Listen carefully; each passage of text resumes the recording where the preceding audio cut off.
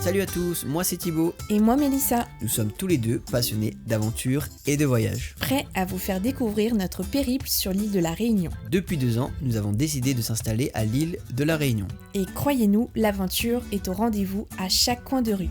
Alors si vous nous écoutez, cette vidéo sera également disponible en podcast. C'est notre façon à tous les deux de vous partager notre quotidien exaltant. De vous faire ressentir l'excitation des découvertes et les défis du voyage. Alors asseyez-vous confortablement sur votre canapé comme nous, ouvrez grand vos oreilles et laissez-vous emporter dans notre univers. Bienvenue à bord de notre aventure. Bonjour à tous. Bonjour. Et bienvenue dans ce 5e épisode du podcast Les Aventures Réunionnaises avec Mélissa et moi-même Thibaut. Dans le dernier épisode, dans l'épisode 4, on vous a partagé notre grand départ et on était dans l'avion, il me semble, si je dis pas de bêtises. Oui. On vous a partagé un peu tout ce qu'il y avait dans l'avion. Et aujourd'hui, on va vous partager l'arrivée sur l'île de la Réunion avec tous les petits tips et toutes les anecdotes qui suivent avec. Voilà. Est-ce que tu veux rajouter quelque chose pour le début de ce 5e épisode avant de commencer? Je crois que j'allais dire que je pense que c'est le moment que vous attendez le plus parce que bon, au bout d'un moment, je pense que vous avez envie de savoir la suite et de voir l'arrivée sur l'île. Et on y est, donc let's go. C'est le moment. C'est parti. Donc on commence avec cet épisode. Donc on est arrivé à l'île de la Réunion. Donc l'aéroport de l'île de la Réunion s'appelle Roland-Garros, comme le tournoi de tennis, pour ceux qui connaissent. Et du coup on a atterri, on est sorti de l'avion et on va se diriger vers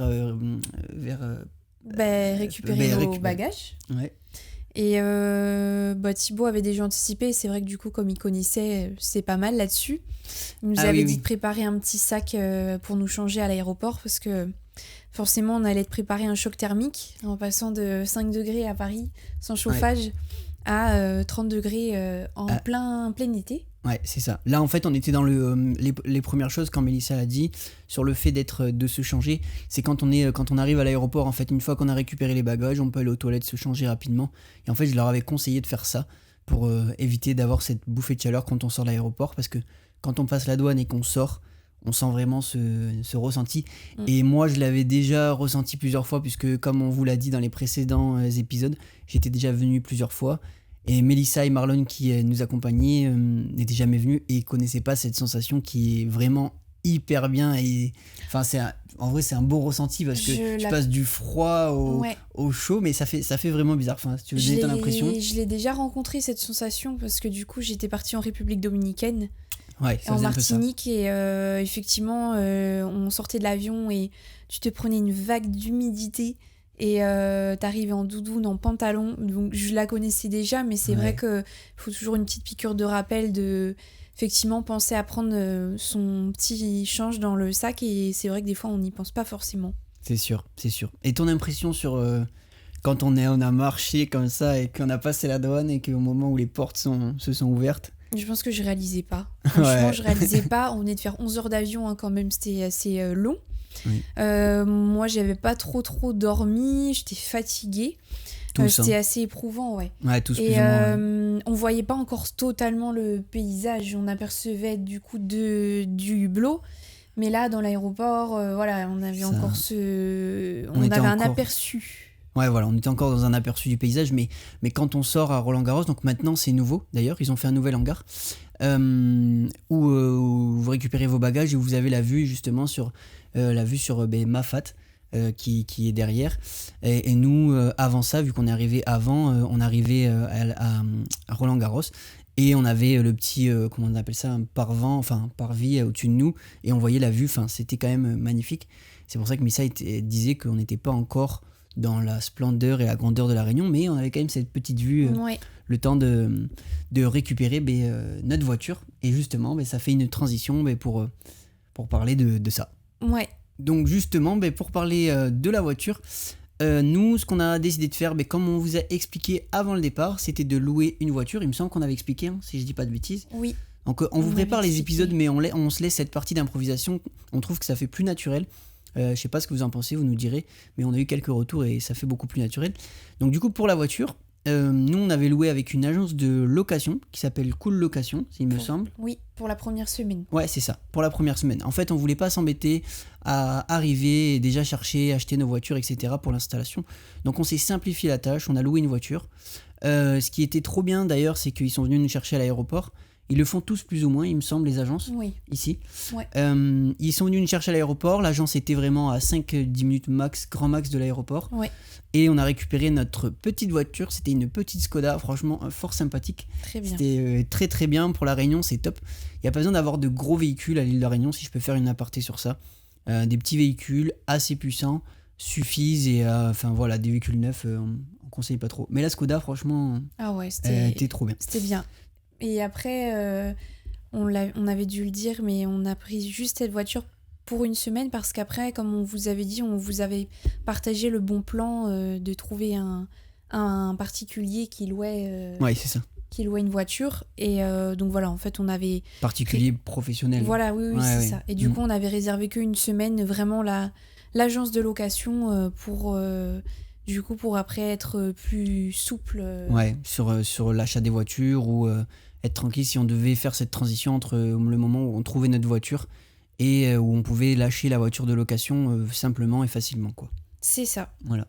Et du coup, première conduite à l'île de la Réunion, enfin pas pour moi mais pour eux, la découverte de Saint-Denis qui était vraiment marrante puisque c'était partagé entre la fatigue de l'avion et les 11 heures de vol et la découverte, quand on arrive à Saint-Denis, il y a le bar à Choix avec les grands remparts de Saint-Denis qui sont magnifiques et notamment aussi la nouvelle route du littoral qu'ils ont fait, qui est vraiment très belle et qui surplombe l'ancienne route du littoral qui longe l'île de la Réunion. C'est vraiment magnifique. La route la plus chère du monde. Ouais, c'est clair, ils ont mis les sous et d'ailleurs elle est toujours pas finie.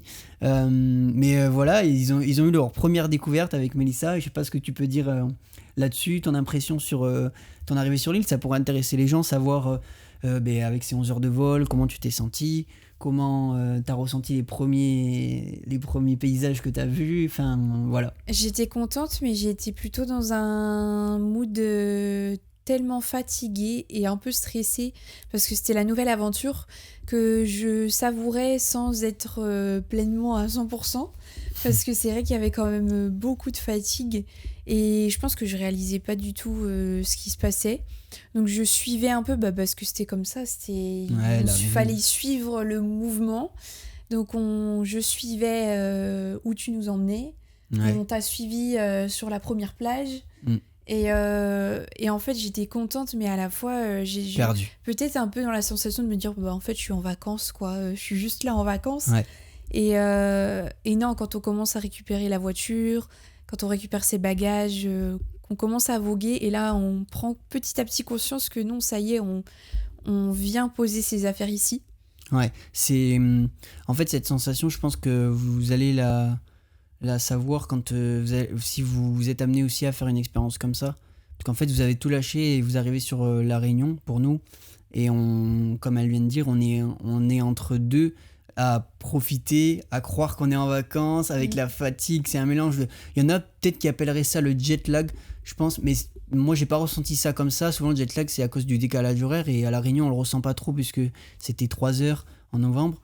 Mais c'était franchement, non, c'est vraiment une sensation qui est un peu entre deux, quoi.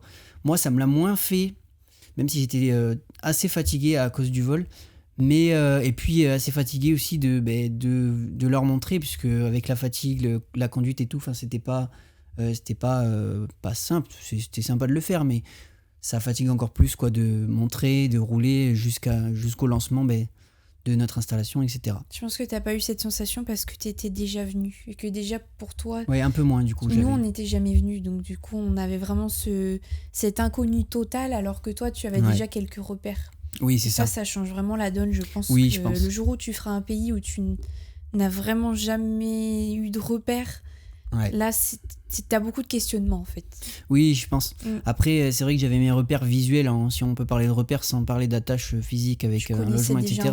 Je connaissais déjà un peu les routes, je connaissais déjà un peu les lieux où aller, notamment la première plage qu'on a faite pour nous faire du bien quand on sortait de l'aéroport. Et justement, c'est le petit rituel qui fait du bien quand on sort de l'aéroport. C'est d'aller à la plage, plonger un coup, voir le premier lagon, mais pour Mélissa et Marlon. Et c'est sur ça qu'on va continuer d'ailleurs. Et franchement, ça fait du bien. Franchement, dis la première plage où on a été. La première plage, c'était Trudeau. Non. Non ? À l'Ermitage. Ah oui. Ok. Ben oui, la première plage où je les ai amenés, mais moi je m'en souviens plus. Tellement on a fait le truc. La première plage où je les ai amenés, c'est à La Saline d'ailleurs. C'est la plage le lagon de l'Ermitage à La Saline. On s'est posé, on a installé la voiture. On s'est pris un petit pain-bouchon. Oui, la découverte. La découverte. Alors pour ceux qui connaissent pas, le pain-bouchon, c'est du pain avec des petits bouchons vapeur. Ça peut être à la viande, au poulet, à la crevette. Et ils mettent ça dans du pain avec du gruyère. Et ils font ça griller au toaster là, sauce aussi, avec sauce soja ou la sauce que vous voulez. Et c'est le pain ultime d'ici. Pas cher. Pas cher parce qu'il est souvent aux alentours des 4 €. Ouais. Donc après c'est de la malbouffe entre guillemets, hein. C'est du fast food. Si on peut expliquer ça comme ça. Donc on mange pas ça tous les jours, mais quand on sort de l'avion, qu'on n'a pas trop bien mangé, ça fait du bien. Oui. Manger un truc assez chaud. De temps en temps, un petit snack, c'est... Ouais. Donc on a récupéré le petit pain bouchon avec la petite dodo, pareil, c'est la boisson alcoolisée d'ici, donc bien sûr l'alcool est dangereux pour la santé, à consommer avec modération, la petite phrase qui est un peu obligatoire de nos jours. Oui. La petite dodo du coup pays, voilà, on s'est approché vers la plage. Ah ouais. Et du coup... Bah là j'ai pris une claque là. Là j'ai commencé, même si j'étais fatiguée, j'ai commencé à réaliser, je me suis dit, waouh, les lagons là c'est quelque chose. Ouais. J'ai fait une première photo, je me souviens, j'ai envoyé à ma famille et... il n'y avait pas un nuage ce jour-là et il n'y avait personne en plus parce qu'on est arrivé en semaine et c'était vraiment là, je me suis dit waouh, ça va être le nouveau cadre de vie, le décor il est fou et il faisait très très chaud déjà. Mais c'était novembre, c'est ça? Oui. On rentre vraiment dans les grosses chaleurs de la Réunion et je sais plus, j'ai perdu ce que je voulais dire. La chaleur. Oui, ouais. Oui. Et ça tapait vraiment et au bord du lagon avec le soleil qui tape pour expliquer aux gens qui ne nous voient pas sur YouTube, enfin ça fait des couleurs bleutées et on voit les rayons du soleil qui reflètent dans l'eau avec ces coraux, enfin c'est magnifique. Enfin faut venir ici pour voir ça et c'est vraiment exceptionnel. C'est une jolie plage de sable blanc vraiment hyper longue, on peut marcher longtemps dessus. Alors attention, je précise, quand vous venez à La Réunion, Mélissa dit sable blanc mais c'est des sables de coraux. Ouais. Donc c'est pas comme à Tahiti comme aux Seychelles. Ouais, voilà, c'est pas des sables de sable fin. On vient à La Réunion pour ces quelques plages, mais aussi pour tout ce qu'il y a autour, randonnée, etc. Donc voilà, si vous venez à La Réunion et que vous êtes que des personnes qui veulent faire du farniente, enfin personnellement, hein, je parle à titre perso, je conseille pas La Réunion pour faire des plages. Hein. Moi, franchement, on conseille plus La Réunion pour ses randonnées, ses découvertes, les habitants, les locaux, les marchés, toutes les activités qu'il y a autour. Et c'est pas que de la farniente à La Réunion. Alors, il y a des hôtels où on pourra faire du farniente comme le Palme, etc. Non, mais c'est sûr, mais c'est surtout la nature, franchement, qui prime ici. Et au final, on vous conseille juste d'aller à Maurice, c'est juste à côté. Et là, les plages, c'est encore plus paradisiaque pour ça en tout cas. Maurice c'est plus plat du coup. Il y a 30 minutes d'avion, donc si vous venez à Maurice, à La Réunion, tant qu'à faire, autant aller à Maurice, c'est juste à côté et pour ça le lagon il est vraiment exceptionnel aussi. Ouais, c'est clair, c'est autre chose encore en fait. Comme moi je le dis à chaque fois avec Mélissa et tout le monde, on peut pas comparer les différents lieux où on voyage, mais ouais, Maurice c'est très beau et d'ailleurs c'est un peu plus plat, mais c'est pareil, on connaît pas énormément, on est allé une seule fois. Et je pense qu'il y a énormément de choses aussi à faire dans les terres de Maurice. En fait, ça dépend ce que chacun aime, c'est juste ça. Je pense. Voilà, pour les impressions du lagon. Est-ce que tu as des trucs à rajouter Il y aurait eu Marlon, il aurait parlé aussi, il aurait donné son avis.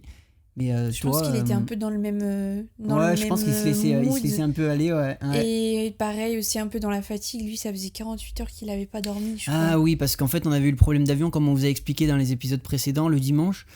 Et lui, il a décidé carrément de ne pas dormir puisqu'il restait plus beaucoup de temps à dormir. Tant qu'à faire. Ouais, tant qu'à faire. Donc lui, ça faisait 48 heures qu'il n'avait pas dormi, il était complètement largué.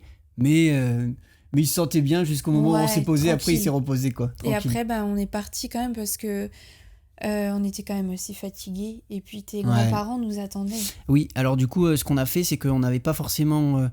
je sais pas si on avait bloqué le logement ou pas déjà, avec Brice. Oui. Mais on s'est laissé quelques jours pour se donner le temps et aller voir tes grands-parents un petit peu avant. Et au niveau des dates, ça se calait comme ça. Parce que ma grand-mère aime bien nous faire une petite arrivée, un petit repas quand on arrive. Donc du coup, on voulait aussi la voir. Un repas en grande pompe. Un repas pays excellent. Et d'ailleurs, on la remercie. Je sais pas si elle écoutera la vidéo, mais elle est pas trop sur les réseaux. Tu lui montreras. On lui montrera, ouais. Et du coup, elle aime bien nous recevoir quelques jours chez elle pour profiter, nous accueillir. Et après, on a enchaîné sur notre logement Airbnb. Et on va pouvoir vous en parler. Ouais. Moi, je tenais juste à dire que leur repas était vraiment incroyable. Ouais. Quand on est arrivé, nous, on connaissait pas du tout. Et c'était vraiment... C'était la découverte, là, des caries... C'était vraiment... Oui, parce qu'ils connaissaient pas du tout Marlon et Missa, comme on disait. Et là, c'était vraiment pour eux découverte fois 100. Ils découvraient tout, même tout ce qui est la bouffe réunionnaise. Les samoussa, si, j'en avais déjà mangé. Mais caries d'œufs, caries poulet, caries coq. C'était quelque chose. Les rougailles tomates. D'ailleurs, dites-nous en commentaire quel plat réunionnais vous préférez. Pour le podcast, dites-nous sous l'épisode, ou si vous mettez une petite note, j'adore le rougail saucisse ou un truc comme ça serait sympa. Comme ça, on aura cette petite interaction. D'ailleurs, c'est quoi le tien ? Mon plat préféré ? Oui. Ah, c'est une bonne question. Très très bonne question. Je pense que je mettrais le rougail saucisse quand même, avec des bonnes saucisses fumées, petit rougail tomate avec, ou alors rougail mangue avec, un bon riz et des grains. Je pense que c'est le bon plat préféré. Après, il y a le poisson aussi. Il y en a trop. Et toi ? Alors, il y a un poisson, mais j'arrive jamais à retenir le nom, donc je vous redirai un jour. Un curry poisson, je saurai. Le rougail tomate, ça c'est clair. Sans piment pour moi, hein, parce que ça arrache. Le piment. Mais je crois que le curry d'œuf, j'adore. Ah ouais ? Ah ouais. Presque plus que le curry poulet je pense que à force de manger de la viande, j'ai une préférence pour ça. Je trouve ça trop bon. Il y en a plein, en tout cas, vous trouverez des recettes partout. N'hésitez pas, c'est pareil, si vous voulez des petits tips, des petits conseils sur les recettes, on est aux aguets. Et le dessert, le chemin de fer, ça c'est... Il y a plein, il y a gâteau patate papaye aussi. Enfin, il y a plein de trucs à venir découvrir. Venez d'ailleurs. Et n'oubliez pas de vous abonner d'ailleurs, hein, le petit bouton pour YouTube, ou de commenter, ça fait plaisir. Et du coup, on continue. On continue. Et du coup, je vais vous parler du petit logement qu'on a eu après les 3 jours chez ma grand-mère. C'était un ami de ma mère, on va dire, pour faire simple. Il s'appelle Brice. D'ailleurs, si il tombe sur ce podcast, cette vidéo, tu nous entends, Brice, on te fait un petit coucou et merci pour le logement. Il nous a loué un petit logement, une petite cabane. Franchement, trop bien. On était trop bien installés avec la terrasse et on était à Étincelet. C'était vraiment... top. Vraiment top, quoi. On se réveille le matin là, avec les arbres. Belle vue sur la montagne, hein, surtout. Vue sur la montagne d'Étincelet derrière. Ouais, c'était chouette, on voyait les étoiles et la cabane était bien aménagée. Franchement, pour démarrer, c'était génial. Et puis on n'avait pas envie de se prendre la tête à trouver un truc, mettre du temps à trouver un truc. On a pris une personne qu'on connaissait et ça nous a vachement soulagés, hein, franchement, à nous trois. Puis c'est pas mal d'avoir quelqu'un qui connaît à côté de toi, comme ça, si t'as besoin ou qu'on a besoin de te dépanner. C'est clair. On appelle un petit contact, il nous dépanne un logement. Et puis d'ailleurs, il nous a vraiment bien dépanné parce que le temps qu'on trouve les voitures, le temps qu'on trouve notre premier logement, il a été vraiment à l'écoute et c'était vraiment génial. On est resté dans sa cabane et franchement, c'était... Comme je viens de dire, c'était trop bien, quoi. Ouais, on avait une petite terrasse dehors. Le matin, on se faisait nos premiers petits déj avec les fruits. Les fruits à gogo, parce que cette année-là, il y avait plein de fruits. Cette année, il y en a moins eu. Et on se faisait des mangues, des litchis. Des petits bols avec du fromage. Ah ouais. Mangue, litchi. Qu'est-ce qu'on mettait d'autre encore ? Mangue, litchi, les petites céréales avec le fromage. Ah oui, blanc. les petits flocons d'avoine. Le sucre de canne. Sucre de canne dessus. Et après, on se faisait le petit jus d'orange Diego pour redécouvrir. Ouais, mangue litchi aussi. Ouais, trop bon. Avec le soleil et la chaleur sur la terrasse. Ah ouais. Et voilà. Ah oui, d'ailleurs, petit truc sur les vêtements. Parce que c'est là où aussi on a vu que tout ce qu'on avait pris dans nos valises ne servait à rien, mais vraiment à rien. Parce qu'on avait pris des espèces de petits shorts. Moi, j'ai pris shorts en jean, des petites affaires comme ça, même des pulls. Bon, enfin, les pulls, vous allez rigoler, mais ça peut servir. Ça nous a servi d'ailleurs à Paris. Ouais. Et surtout, les jeans. Les jeans, moi, j'ai pris des blazers, des chemises. Si elles sont pas en gaze de coton, en coton ou très léger, elles servent à rien. Et du coup, on est arrivé ici, on était à Étincelet, on était tout le temps, moi j'étais tout le temps en short, tout le temps en torse nu, en short avec la chaleur. Et ça, franchement, ça fait plaisir. On sait que c'est quasiment toute l'année comme ça ici, et ça fait vraiment plaisir. On se sent vraiment plus léger, d'avoir moins d'affaires. Et voilà. Je sais pas si t'as un truc à dire sur ça. Non, par rapport à toi pour les filles. C'était bien. Après, ça dépend des gens. Moi, il m'a fallu un petit temps d'adaptation à la chaleur. Parce qu'on arrive, il fait 35. Donc, il faut s'adapter. Et moi, la Bretonne, avec 25 degrés, j'ai eu mon petit temps. Mais non, c'était top. Par contre, effectivement, pas du tout adapté les habits. Tes robes. Il y a des choses que j'ai laissées que j'aurais dû prendre au final. Il y a des choses que j'ai emmenées. Et en fait, pour le coup, on met tout le temps les mêmes habits. Tellement on a chaud tout le temps. C'est clair. Et même les robes longues, ça, je peux pas mettre ça cette période-là, en fait. Et c'est là qu'on se rend compte que c'est vraiment un autre mode de fonctionnement. Et même sur ça, mais franchement, tu réfléchis plus le matin. C'est trop agréable, ça. C'est top. Donc, tout ça pour dire que première semaine niveau organisation, c'était l'installation. C'était les petites découvertes quand on est arrivé, mais pas trop. On était plus sur la recherche de logement, recherche de voiture. Du coup, ça sera le prochain épisode, je pense. Ouais. On va vous détailler tout ça. Et puis voilà, on était dans cette dynamique de se reposer déjà quand on est arrivé et puis de se préparer à toutes ces actions importantes pour vivre sur l'île, quoi. Ouais, c'est ça. Et ça demande du temps, mais je crois qu'on avait fait quelques plages. Mais je pense pas qu'on avait été randonner, forcément. On avait été faire une petite cascade. Est-ce que je vous avais fait faire cormoran ou pas quand on était arrivé ? Je crois que oui. Je pense qu'on s'est... En fait, il y a des petites activités à La Réunion qu'on peut faire, notamment la cascade cormoran avec le bassin des aigrettes, qui sont pas très longues, pas très fatigantes. Donc je crois que j'avais fait ça à l'arrivée sur l'île. Qu'on a été à la cascade Trou Noir à Langevin aussi. Ok, ouais. La route des laves et tout ça. Donc on s'est fait des petites cascades les premières semaines pour couper un peu nos recherches. Et on a eu aussi la recherche du travail pour Mélissa et Marlon, lui, comme on a dit, son travail était déjà trouvé. C'était plutôt pour lui voiture à fond et repérage de son travail, du lieu pour commencer à aller travailler. Il commençait quoi, une semaine après ou 2, je crois. Ouais, une semaine même pas. On lui redemandera et peut-être qu'on le dira dans les épisodes. Je crois que c'était une semaine parce que moi j'ai commencé 2 semaines après. Ouais. Du coup... Ouais. Ça a été vraiment un enchaînement. Ça a été assez rapide. C'est clair. On avait notre petite étoile avec nous. Ouais. Je pense qu'on a bien résumé notre arrivée. Ouais. C'était la découverte, l'organisation. Le fait d'être perdu, un peu dans la lune pour Mélissa, Marlon. Moi aussi d'ailleurs, fatigué. Retrouver ses marques aussi, choses qui sont importantes. Oui. T'étais dans un mood où tu voulais nous faire voir beaucoup de choses, je pense, comme quand tu étais en vacances. C'est vrai. Et je t'avais dit, c'est bon, on peut calmer le rythme, on vient s'installer là. C'est vrai. Parce que tu m'avais déjà expliqué ça, quand ouais. Ah oui, pour la petite explication de ce que Mélissa raconte, pour que vous compreniez bien. Le rythme, vacances et installation n'est pas du tout le même. Et du coup, moi, je pensais qu'on aurait eu le temps de plus découvrir dans les premières semaines, un peu plus en mode speed comme vient d'expliquer Mélissa, et en fait pas du tout. Là on était vraiment dans l'optique de s'installer.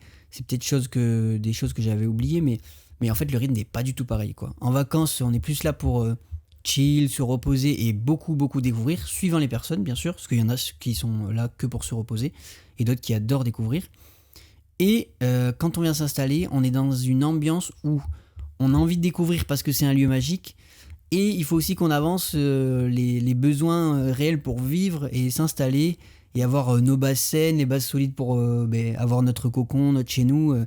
C'est totalement différent et ça, on le comprend vraiment quand on fait une expérience comme celle-ci à s'installer et pas quand on fait que des vacances. Je sais pas si on arrive à le comprendre quand on fait que des vacances, mais non, c'est différent. Ouais, c'est différent. Et il faut juste aussi penser à se reposer aussi parce que on peut pas être tout le temps dans l'action en continu, même si c'est chouette, mais voilà, il y a des moments où on a besoin de temps aussi pour se reposer. Hein, oui, c'est sûr, c'est important. Et on a le temps, donc autant en profiter. Ouais, et c'est ce qu'on a fait, qu'on vous racontera, et on a pris le temps, on a fait toutes nos affaires, et en même temps on a profité, et d'ailleurs la première année on a vachement gazé, je trouve, plus que sur la deuxième. Et on a réussi à s'installer, faire toutes les choses qu'on voulait, le travail, le lancement, et on a découvert pas mal de choses la première année, ça a pas mal enchaîné. Et cette année, on voit beaucoup de choses, mais on a un rythme qui est plus cool, je dirais, sur cette deuxième année. Je pense qu'on devrait faire un récap de notre première année avec des petite photo de tout ce qu'on a fait. Peut-être. Et ça serait intéressant pour eux de le voir. Et là, du coup, vous devrez nous regarder sur YouTube. Ouais, je sais pas si on pourrait les mettre au montage, les petites photos. Ou un récap. Photos, ouais. Ou alors sur la chaîne, ce qu'on fera, on fera un épisode peut-être qui sera à part du podcast. Et si vous avez des questions, n'hésitez pas sur YouTube à les mettre en commentaire pour faire peut-être une FAQ et un récap de notre année. Je pense que ça serait cool. Vous partagez les choses qui se sont bien passées, aussi les choses qui ont été compliquées. Moi, je trouve ça trop bien. Puisque sur les réseaux, ça se démocratise vachement maintenant d'expliquer les choses qui n'ont pas bien marché, pour s'en servir d'expérience et d'avancer, d'essayer de ne pas reproduire et surtout de comprendre pourquoi ça n'a pas fonctionné. Et puis comme a dit Mélissa, peut-être les spots qu'on a fait, enfin voilà, j'insiste, en commentaire, écrivez un petit commentaire, salut, un truc basique, hein, est-ce que vous pourrez nous parler de ça dans votre FAQ, et on sera ravis de faire cette vidéo. Et on essaiera peut-être de trouver un cadre autre que le podcast. Oui. On essaiera d'aller peut-être à l'extérieur et vous trouver un petit spot où on pourra vous montrer la nature et les joyaux de l'île, quoi. Ouais, toutes les questions sont bonnes à prendre. Voilà, donc je pense qu'on arrive à la fin de ce 5e épisode. D'ailleurs, dans la description et dans la description du podcast, on a toujours mis en place notre appel stratégique, Mélissa et moi, si vous souhaitez avoir des conseils plus approfondis, si vous souhaitez gagner du temps sur votre installation sur l'île de la Réunion ou dans d'autres pays, comme je le dis toujours, tout ce qui se fait ici peut être reproduit pour une autre installation. Et on sera ravis d'échanger avec vous. Comme je le dis à chaque fois, c'est un call payant, c'est pour rémunérer notre temps qu'on passe à vous faire énormément de contenu gratuit avec plaisir. Enfin voilà, n'oubliez pas de vous abonner, allez nous suivre sur tous les petits réseaux. Moi c'est Thibaut TT sur Instagram, Mélissa on peut la suivre sur Madame Cosmique, Mélissa Ilion sur Instagram si vous souhaitez en perso pour les filles etc. lui envoyer un petit message et discuter avec elle. On mettra tout ça dans la description et puis voilà pour le mot de la fin, peut-être que je vais laisser Mélissa terminer et puis voilà. Et on se dit à dans une prochaine vidéo pour de nouvelles aventures. Allez, ciao, à bientôt.